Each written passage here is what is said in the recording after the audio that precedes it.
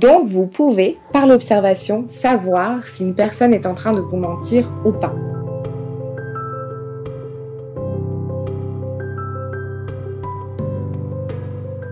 Bonjour à tous et bienvenue sur la chaîne Douceur Passion. Aujourd'hui, nous allons aborder un sujet fascinant qui est le langage corporel ou ce que notre corps dit de nous. En effet, nous communiquons bien plus que nous le pensons à travers notre corps, nos gestes, notre expression faciale, notre posture. Tout cela en dit long sur ce que nous ressentons, ce que nous pensons et même sur ce que nous essayons de cacher. Dans cet épisode, nous allons vous expliquer comment décrypter le langage corporel à la fois chez vous et chez les autres. Vous apprendrez à lire les signes non-verbaux qui révèlent les véritables émotions d'une personne et vous comprendrez mieux ce que votre propre corps dit de vous, parfois sans que vous en ayez conscience. Le langage corporel est un aspect essentiel de la communication non-verbale. Il inclut tout ce qui n'est pas dit avec les mots, comme les expressions faciales, les gestes, la posture, mais aussi la distance avec les gens ou le contact visuel et même le ton de la voix. Notre langage corporel peut refléter des sentiments, des attitudes, des intentions, parfois même plus sincèrement que les mots. Avant même d'ouvrir la bouche, notre posture, notre façon de nous maintenir et nos mimiques envoient déjà un message à notre interlocuteur. Apprendre à lire et à utiliser ce langage peut considérablement améliorer vos relations personnelles comme professionnelles. L'une des premières clés pour décrypter le langage corporel, ce sont nos expressions faciales. Elles sont comme une fenêtre ouverte sur nos émotions. Les expressions faciales sont l'un des aspects les plus révélateurs du langage corporel. Nos visages peuvent montrer une vaste gamme d'émotions, parfois même sans que nous en ayons conscience. Donc ce qu'il faut observer, c'est tout ce qu'il y a aussi au-delà de nos expressions faciales, c'est-à-dire toutes les micro-expressions faciales, tout ce qui va aller autour de ce qu'on connaît de façon consciente. Par exemple, le fait de sourire ne se limite pas juste au bas du visage, à la bouche, il y a aussi le pli des yeux, la façon de regarder, et ça, nous le savons tous, nous le ressentons de façon inconsciente. C'est pourquoi parfois on a l'impression qu'en face de nous, on a une personne qui est un peu hypocrite, ou en tout cas qui n'est pas sincère, parce qu'on voit l'expression faciale qui reflète le sourire ou quelque chose de joyeux, mais il n'y a pas toutes les micro-calibrations qui nous indiquent que vraiment cette expression est sincère. Donc ce sont les micro-expressions qu'il va falloir aller observer, décortiquer, pour voir si la personne est en train de dissimuler ses intentions ou ses sentiments, et ainsi valider la sincérité de la personne. Une deuxième clé pour décrypter votre langage corporel est votre posture, ce que votre position corporelle révèle. Votre posture en dit long sur votre état d'esprit et votre niveau de confiance. Par exemple, si vous vous tenez de façon très droite, épaules ouvertes, ça peut indiquer à l'autre, donner le message que vous êtes une personne qui a confiance en elle. Alors que si vous avez les épaules un peu fermées et les bras croisés, ça peut indiquer à l'inverse que vous êtes un peu sur la défensive. Tout le corps parle et transmet des informations. Pour prendre conscience de tout ce qu'on dit avec le corps, vous pouvez essayer, par exemple, pendant une conversation, d'observer la personne dans toute sa gestuelle, dans toute sa posture, en vous détachant légèrement des mots, de ce qu'elle est en train de dire. Et vous allez voir que même si vous n'écoutez pas complètement la conversation, à travers tous ses gestes et toute sa posture, vous allez quand même percevoir, comprendre le message qu'elle vous envoie et peut-être même bien plus encore. Le contact visuel ou le pouvoir du regard.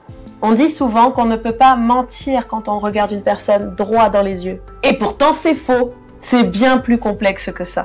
Par exemple, un regard direct droit dans les yeux peut indiquer qu'on porte de l'intérêt et de la confiance à l'autre, mais il peut aussi être perçu comme agressif s'il est trop intense pour l'interlocuteur. Ou bien un regard fuyant qui se détourne constamment peut indiquer de la gêne, de la méfiance ou un désir de cacher quelque chose. Il y a aussi la direction des yeux qui peuvent nous donner beaucoup d'indications sur ce que la personne dit sincèrement ou pas. Nous avons deux hémisphères dans notre cerveau, l'une est plutôt consacrée à l'imagination et l'autre plutôt consacrée à la partie mémoire. Et je ne sais pas si vous le savez, mais lorsque vous allez chercher un souvenir, vos yeux vont aller dans la direction de votre hémisphère mémoire.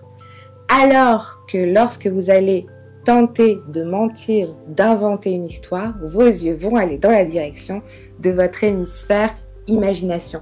Donc, vous pouvez, par l'observation, savoir si une personne est en train de vous mentir ou pas. Restez jusqu'à la fin de la vidéo pour avoir une astuce plus approfondie sur ce sujet. Une dernière clé est la proxémie. La distance en dit long. La proxémie fait référence à la distance physique entre vous et votre interlocuteur.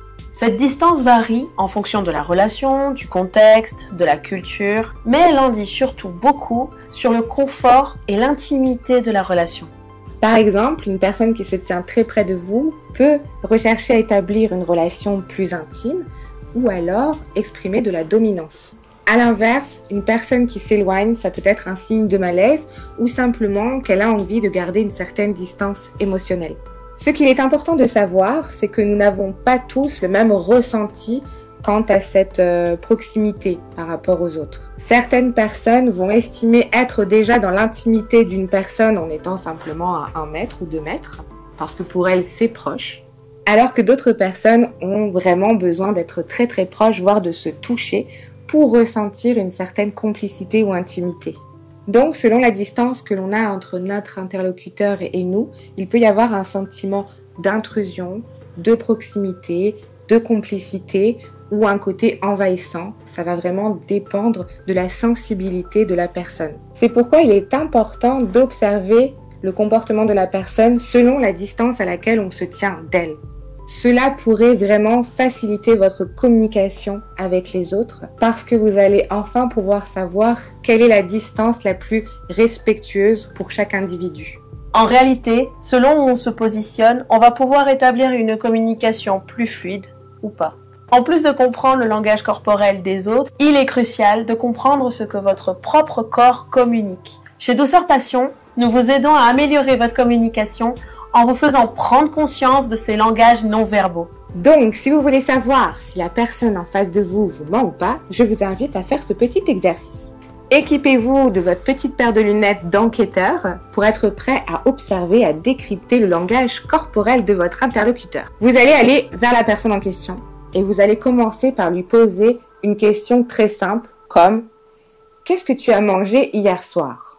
ou n'importe quelle autre question anodine où la personne n'aurait aucun intérêt à mentir. Comme « Est-ce que tu te souviens de la musique qui est passée à la radio hier ?» ou bien « Comment étais-tu habillé ?» Je dis souvent « hier » parce qu'on va aller chercher dans du souvenir récent, ce sera plus facile pour la personne. Et vous allez tout simplement observer les expressions faciales, la posture, les gestes et surtout les mouvements oculaires, la direction dans laquelle le regard de la personne va aller pour aller chercher dans ses souvenirs, dans l'hémisphère de la partie mémoire. Une fois que vous avez pris note des indications, que vous savez vers où la personne regarde pour aller dans sa mémoire, quels sont ses gestes un petit peu naturels et spontanés, sa posture et ses mimiques, vous allez laisser passer un tout petit peu de temps et revenir vers la personne pour lui poser finalement la question que vous voulez savoir. Tu étais où hier soir ? C'est qui la personne qui t'a envoyé un message ce matin ? Et est-ce que tu sais comment est apparue la rayure sur la voiture ? Et là, si le langage corporel de la personne est vraiment complètement différent par rapport aux questions que vous lui avez posées plus anodines en amont, alors vous avez des indications un petit peu plus concrètes sur la sincérité des propos de la personne. Le langage corporel est une composante essentielle de la communication. En apprenant à lire et à contrôler les signaux non-verbaux, vous pouvez non seulement mieux comprendre les autres, mais améliorer la manière dont vous êtes perçu. Que ce soit dans vos relations personnelles, au travail ou en public, maîtriser vos langages corporels peut grandement améliorer vos interactions et vos résultats. Merci de nous avoir suivis jusqu'au bout. N'hésitez pas à liker, commenter, partager. Et à la semaine prochaine sur Douceur Passion. Ciao, ciao!